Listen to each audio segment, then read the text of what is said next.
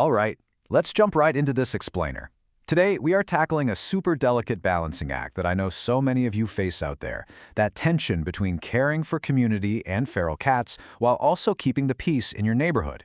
It's definitely a nuanced topic, but honestly, with the right strategies, you can absolutely pull off both. Because let's face it, we're starting right at the biggest pain point: angry neighbors, hefty HOA fines, and those totally unexpected, scary encounters with raccoons or rats. When a feeding station isn't managed properly, the very thing you're doing out of the absolute goodness of your heart can quickly spiral into a vector for pest infestations, wildlife habituation, and just endless neighborhood conflict. The Feral Cat Coalition of Oregon hits the nail right on the head here. Helping an animal in need is a completely selfless, compassionate act. But to truly help them, we have to pivot our mindset to a highly actionable etiquette playbook.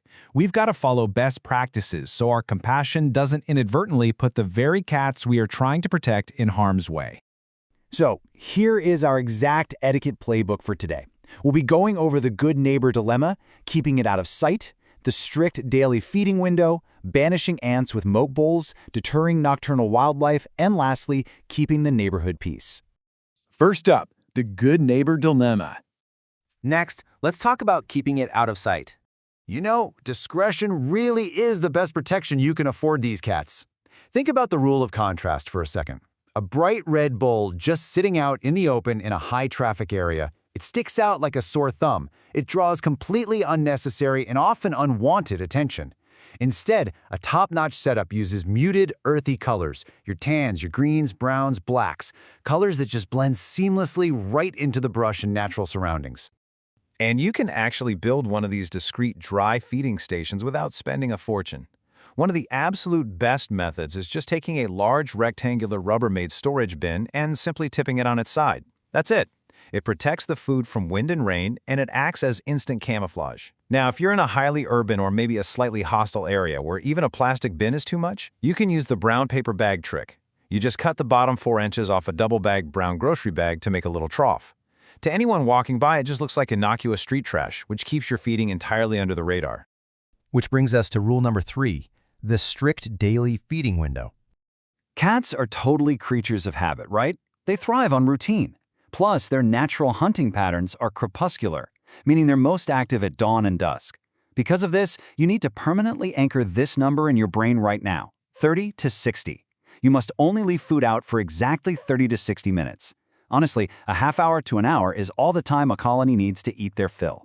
And here is exactly why this specific routine matters so much. If you leave food out overnight, you are directly inviting urban wildlife to habituate to your area. That equals angry neighbors, and ultimately, it equals cats in danger. Your routine has to be serve at dawn or dusk, wait that 30 to 60 minutes, and then completely remove all leftover food and bowls before nightfall. Leaving literally nothing behind is your absolute best defense against neighborhood drama. Moving on to step 4, banishing ants with moat bowls. If you live in a warmer, humid climate, you already know the struggle: insects. Ants, slugs, flies, and roaches can absolutely plague a feeding station. They spoil the food and drive the cats completely away. But because bug spray is highly toxic to cats, chemical interventions are totally off the table. Instead, this ingenious little setup called the moat system is your best bet. It's just a simple mechanical barrier that physically blocks insects without relying on poisons. It's super easy to set up using stuff you probably already have in your kitchen. Just grab a standard 9 by 13-inch metal baking pan, add about ½ an inch to an inch of water, and pop your heavy plastic or metal cat food bowl right in the center. Ants simply will not cross the water. Now, alternatively, you could use a dry ring of food-grade diatomaceous earth around the station to dehydrate crawling insects. But a massive warning here: it has to be perfectly dry to work, and it absolutely must be food-grade. Never, ever use pool filter-grade diatomaceous earth. It's chemically altered and highly toxic to felines. Okay, Section 5, deterring nocturnal wildlife. Now, if you happen to slip up on that 30 to 60-minute rule, the heavy hitters are going to show up.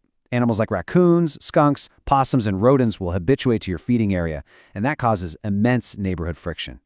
To stop this, you've got to rely on physical exclusion. For climbers, your raccoons and skunks, elevate your feeding stations 40 to 41 inches off the ground on smooth vertical posts. They just can't jump vertically the way a cat can.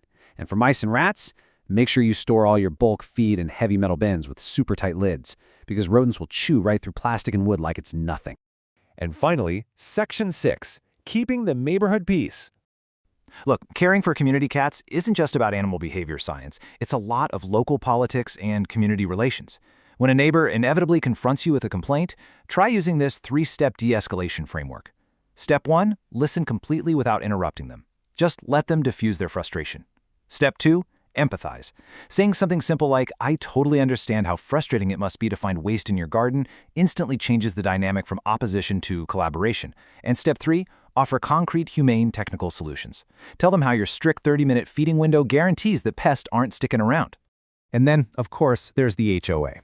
Homeowners associations generally prohibit feeding in common areas, but they often can enforce bans on private lots unless it is explicitly written into their covenants, or if you're creating a literal legal nuisance. You can actually work really effectively with HOA boards if you frame trap neuter return, or TNR, as the ultimate cost-effective, humane nuisance reduction strategy. Educate them. Let them know that neutering eliminates the testosterone that causes foul-spraying odors, and spaying stops the loud, late-night caterwauling. Basically, TNR stops reproduction and stabilizes the entire population. So, I really want you to think about your own routine tomorrow morning. Are you leaving food out all day? Are you using brightly colored bowls right in plain sight? Implementing this etiquette playbook, and especially sticking to that strict 30 to 60-minute feeding window, is literally the absolute best way to keep your neighborhood peaceful and your community cat safe. So, what is one change you can make to your feeding station today to be a better neighbor tomorrow? Keep learning, keep refining your approach, and hey, thank you so much for diving into this explainer with me.